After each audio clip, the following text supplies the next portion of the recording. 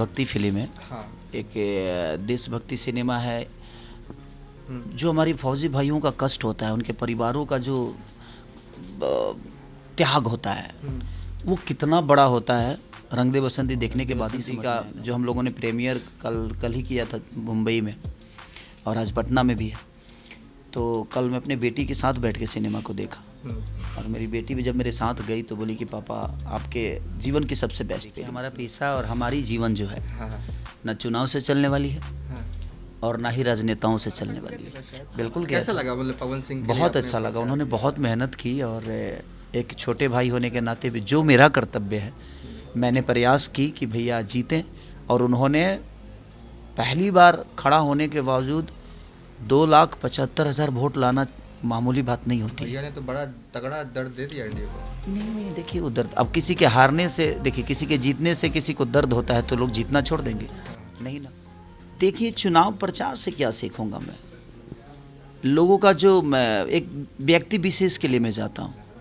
मैं किसी राजनेता के लिए, कभी घटक दल के लिए, किसी दल के लिए, किसी पार्टी के लिए कहीं नहीं जाता कि सब्सिडी मिले। हम चाहते हैं कि थिएटर बढ़े। हमें सब्सिडी कमज़ोर लोगों की ज़रूरत है। चंदा किसको चाहिए? कमज़ोर लोगों को। हमें मेहनत करके खाने की आदत है।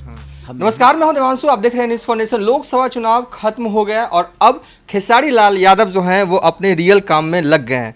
चुनाव प्रचार तो आपने कर लिया, अब कौन सी मूवी आ रही है आपकी? अपकमिंग मूवी है। चुनाव प्रचार में भी हम रंग दे बसंती ही का नाम लिए हैं। अच्छा, प्रचार कर रहे थे गुप्त रूप से? नहीं, गुप्त रूप की बात नहीं है। देखिए हमारा पैसा और हमारी जीवन जो है न चुनाव से चलने वाली है और ना ही राजनेताओं से चलने वाली है। हमारा जीवन जो है, हम कमाएंगे तो खाएंगे, और मुझे लगता है ये सब पे लागू होता है। तो मैं अपने रोजी को कभी भूलता नहीं। वो एक जहाँ मेरे अपने होते हैं वहाँ मैं कोशिश करता हूँ कि जाऊँ, उनका हेल्प मेरे से जितना हो सकता है करने की कोशिश, संबंधों को निभाने की कोशिश करता है आदमी। विषय में, लेकिन मेरा विषय कभी चुनाव रहा नहीं, और ना ही मेरा विषय कभी इस विषय पर रहा कि मैं चुनाव लड़ूं। कब क्या होगा मुझे पता नहीं, लेकिन अभी इस राजनीति से बहुत दूर हूँ मैं। इसीलिए मेरे लिए मेरा जीवन जो है, जहाँ भोजपुरी की गरिमा बच सकती है, जहाँ भोजपुरी बड़ा हो सकता है, भोजपुरी का नाम बड़ा हो सकता है, मैं उस विषय में दुनिया ने मुझे बनाया है। तो मैं कोशिश हमेशा वही करता हूँ कि मैं उसके लिए काम करूँ जिसके लिए दुनिया ने मुझे चुना है। नई फिल्म आ रही है रंग दे बसंती, क्या है बेसिकली? रंग दे बसंती एक देशभक्ति फिल्म है। हाँ। एक देशभक्ति सिनेमा है। जो हमारी फौजी भाइयों का कष्ट होता है, उनके परिवारों का जो त्याग होता है, वो कितना बड़ा होता है। रंग दे बसंती देखने के बाद ही समझ में आएगा आपको। और रंग दे बसंती में एक चीज़ नहीं है कि हाँ सिर्फ देश पे, देश तो है ही है, देश ही प्रधान है उसमें, बट लोगों को जो चाहिए एक कंप्लीट, जो मैं कॉमेडी हूँ तो मेरा एक रोल नहीं है उसमें, 4-4 5-5 रोल है। तो उस हिसाब से चीज़ों को रखा गया, एक परिवार को, एक फैमिली को, एक देश को, एक फौजी को, एक फौजी के परिवार को, और हर चीज़ों को एकीकृत करके एक पैकेज और बिग बजट की सिनेमा है। और मुझे लगता है कि 265 सिनेमा घरों में, इंडिया के जितने भी मल्टीप्लेक्स हैं सब में कहीं ना कहीं वो लगा है, हर शहर में लगा है। तो और मैं कोशिश भी कर रहा हूँ कि मैं अपनी तरफ से एज ए कलाकार होने के नाते मेरी जितनी क्षमता है मैं कोशिश कर रहा हूँ। अब लोगों का है कि लोगों का जनाधार कितना मिलता है उस सिनेमा को। अगर इस बार मिला तो मुझे लगता है कि भोजपुरी को बदलने में टाइम नहीं लगेगा। आपने वो वाली हिंदी वाली जो आमिर खान वाली थी उसी से चोरी की हुई है? क्योंकि देशभक्ति पे ये भी फिल्म आप जैसा बता रहे हो। एक नाम के 1000 लोग होते हैं। हाँ, वो चोरी है। अब इसका मतलब ये थोड़ी है कि किसी का नाम ही चोरी है। अब नरेंद्र तो दुनिया में बहुत सारे लोग हैं, तो ऐसा थोड़ी है कि अब नरेंद्र मोदी ये कहें कि नहीं भाई तुमने मेरा नाम कैसे चुरा लिया। बात भी से नाम का नहीं है। लेकिन रंग दे बसंती के लिए, उस नाम के लिए इससे बेहतर कोई टाइटल नहीं हो सकती थी, और रंग दे बसंती के लिए इससे बेहतर कहानी नहीं हो सकती थी। हो सकता है बन जाए, लेकिन अभी फ़िलहाल तो मुझे नहीं लगता, क्योंकि एकदम कम्प्लीटली रंग दे बसंती का जो जॉनर है हमारे कहानी का, वो रंग दे बसंती ही है। और रंग दे बसंती का जो हम लोगों ने प्रीमियर कल ही किया था मुंबई में, और आज पटना में भी है। तो कल मैं अपने बेटी के साथ बैठ के सिनेमा को देखा, और मेरी बेटी भी जब मेरे साथ गई तो बोली कि पापा आपके जीवन की सबसे बेस्ट फिल्म है। तो मुझे अच्छा लगा। अच्छा लगा। अच्छा ये बताइए, आप एक ऐसे अभिनेता के तौर पे मुझे लगते हैं कि जब भी मैं आपसे बातचीत करता हूं तो आप कहीं ना कहीं चीज़ों से सीखते हैं, आसपास की चीज़ों से। इस बार आपने चुनाव प्रचार किया, कई लोगों के लिए किया, अब ये तो कई आप बंगाल में भी गए थे शायद प्रचार करने के लिए, तो क्या सीखा इस चुनाव प्रचार से? देखिए, चुनाव प्रचार से क्या सीखूंगा मैं, लोगों का जो मैं एक व्यक्ति विशेष के लिए मैं जाता हूँ। मैं किसी राजनेता के लिए, कभी घटक दल के लिए, किसी दल के लिए, किसी पार्टी के लिए कहीं नहीं जाता। तो मेरा विषय हमेशा रहता है ना कि समाज को कैसे बेहतर, देखिए कि सरकार किसी की बने, मेरी शुभकामना है सबके लिए। बट मुझे लगता है कि लोग अपने बच्चों का भविष्य दिए हैं आपको, आपके हाथों में अपने बच्चों का भविष्य दिए हैं, अपने आने वाले पीढ़ियों की उन्नति के लिए आपको चुना गया है। तो कोई भी बने, कोई भी पीएम बने, कोई भी सीएम बने, मेरा लेना देना उससे नहीं होता है। मेरा लेना देना है कि आप कहीं भी जाइए और आपको चुना गया है तो आप अपने नेतृत्व को या आप अपने कर्तव्य को पूरा करिए, ताकि लोग फिर से आपको चुने और अपने बच्चों का भविष्य आप में देखें। तो रोजी का बहुत बड़ा प्रॉब्लम है हमारे यहाँ, रोज़गार नहीं है। तो बिहार में रोज़गार का जो परेशानी है, जो प्रॉब्लम है, मैं चाहता हूं कि एक बार प्रधानमंत्री कोई भी बने, चाहे वो राहुल जी बने या चाहे मोदी जी बने, जो भी बने, एक बार अपने इस राज्य को ज़रूर देखना चाहिए उनको। और मैं चाहता हूं कि देखिए, वो नहीं देख रहे हैं तो जिनको हमने वोट दिया है, जिनको बिहार के लोगों ने चुना है, कम से कम वो अपने बिहार के रोज़गार के लिए, अपने बिहार के उन्नति के लिए, बिहार को विशेष दर्जा का जो दिलवाना है, तो वो ज़रूर करें, ताकि हम अपने बिहार को गौरवान्वित महसूस कराएं। हमारी जहाँ विषय है कि हम एक सिनेमा के माध्यम से अपने भोजपुरी को बड़ा करने की कोशिश कर रहे हैं, अपने भोजपुरी के अदर भाषा से मैच करने की कोशिश कर रहे हैं कि नहीं भाई, मेरा भी स्थान है और हम भी कर सकते हैं। तो हमारे रोशन जी ने, हमारे प्रिमांशु जी ने, हमारे बाकी सब कलाकारों ने, टेक्नीशियन, जितने भी लोग हैं, कोशिश किया है कि हमारी भोजपुरी बड़ी हो, हमारा भाषा बड़ा हो। उसी तरह मैं चाहता हूँ कि हमारे राजनेता भी कोशिश करें कि भाई, जिन्होंने आपको वोट दिया है, जिन्होंने आपको अपना भविष्य सौंपा है, अपने बच्चों का भविष्य सौंपा है, आने वाला कल सौंपा है, तो प्लीज़ आप भी कम से कम बिहार को उस लायक बना दीजिए कि हम सबसे नीचे ना रहें। चलिए, चुनाव की बातें अब खत्म, थोड़ा सा आगे आप भोजपुरी का ही तस्करा करें तो भोजपुरी की ही बातें करते हैं।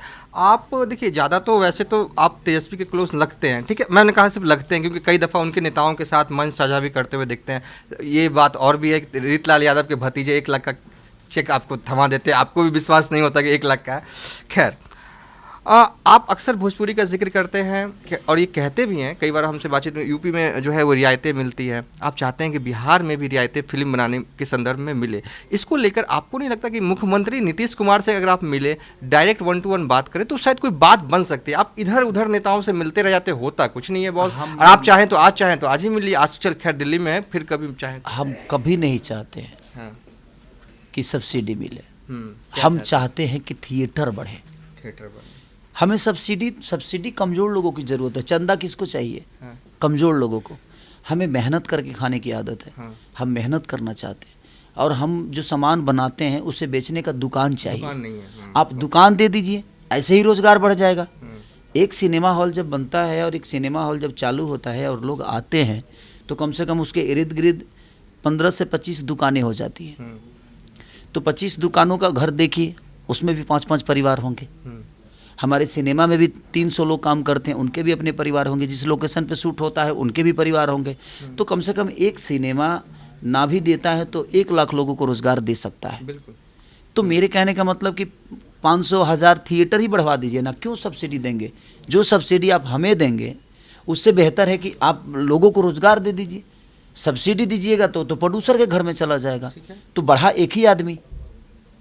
लेकिन अगर थिएटर बढ़ गया तो मुझे लगता है कि कम से कम एक थिएटर के आसपास 25 से 30 दुकान हो जाते हैं, आवागमन लोगों का शुरू हो जाता है। तो मुझे लगता है कि सब्सिडी से बेहतर है कि हम थिएटर बढ़ाएं, ताकि बेहतर कलाकार अपने कला को बेहतर तरीके से लोगों के बीच में पहुंचा सकें। 25 में है ना। देखिए, विषय तो बहुत है हम लोग के पास, क्योंकि हमारे पास कुछ है ही नहीं। जब हमारे पास है ही नहीं तो हम तो क्या करें? हम तो सिर्फ मांग ही सकते हैं और हम प्रयास कर रहे हैं जितने में भी है। आज मल्टीप्लेक्स में अपने दम पे लगवा रहे हैं सिनेमा को। हमारे प्रोड्यूसर साहब का बहुत ज़्यादा योगदान है इस बीच में कि उन्होंने अपने दम पे मल्टीप्लेक्स अपने भोजपुरी के लिए ले रहे हैं।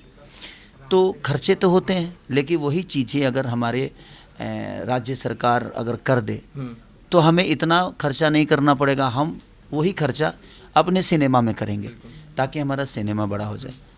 तो अब देखिए क्या होता है। हम तो कोशिश ही करें, प्रयास तो हम बेहतर सिनेमा करने के ही कर सकते हैं, इसके अलावा कुछ नहीं कर सकते। अब वो तो बाकी सरकार का काम है थिएटर बनवाना। अब हम उतने अरबपति खरबपति तो है नहीं कि हर शहर में दो अपने नाम से सिनेमा खोल दें, बट कोशिश है बेहतर सिनेमा ही करें। आज नहीं तो कल चीज़ें बदलेगी। एक आखिरी सवाल है, क्योंकि मैं लगातार आपसे पूछ रहा था। सवाल ये है कि आगे की आपकी क्या प्लानिंग है, क्योंकि आप तो एक्टिंग कर ही रहे हैं। क्या अगली बार जब चुनाव होंगे बिहार में तो हाथ आजमाने का इरादा रखते हैं? मैं कहा ना आपसे कि मैं लोगों का मदद करता हूँ, जो अपने हैं उनके लिए आता हूँ जाता हूँ, बट मेरा कोई इरादा ना चुनाव लड़ने का है और ना ही प्रयास रहती है चुनाव लड़ने की।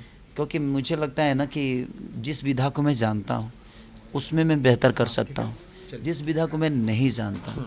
अब जैसे कि आप आज रिपोर्टिंग कर रहे हैं, न्यूज नेशन को आप बेहतर जानते हैं। लेकिन इतना जगह प्रचार कर रहे, विधा तो समझ में आ ही गया होगा खेसारी जी। प्रचार करना और लोगों को समझना, हम एक दिन किसी के लिए जाते हैं, लेकिन जो प्रत्याशी महीनों महीनों दिन घूमते हैं तो उस समस्या को उनसे बेहतर कोई नहीं जानता है।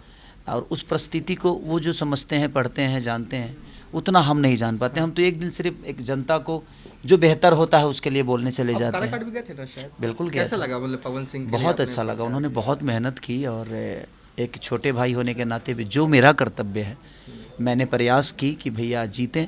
और उन्होंने पहली बार खड़ा होने के बावजूद 2,75,000 वोट लाना मामूली बात नहीं होती। भैया ने तो बड़ा तगड़ा दर्द दे दिया एनडीए को। नहीं, देखिए वो दर्द, अब किसी के हारने से, देखिए किसी के जीतने से किसी को दर्द होता है तो लोग जीतना छोड़ देंगे? नहीं ना। हम अपना काम कर रहे हैं, दुनिया अपना काम कर रही है, उसमें कोई दोषी होता नहीं है। आप हारे क्यों, इसका निदान आपको ढूंढना है कि आखिर हमारे अंदर क्या चूक हो गई कि लोगों ने हमारे विश्वास को हमसे हटा लिया। तो वो बहुत बड़ा विषय है। अगर आप काम करेंगे ना तो आपको किसी के पास मांगने की ज़रूरत नहीं है, आपको मजदूरी दुनिया दे देती है। तो यही बात है। तो थैंक यू सो मच। रंग दे बसंती देखते रहिए और प्यार देते रहिए।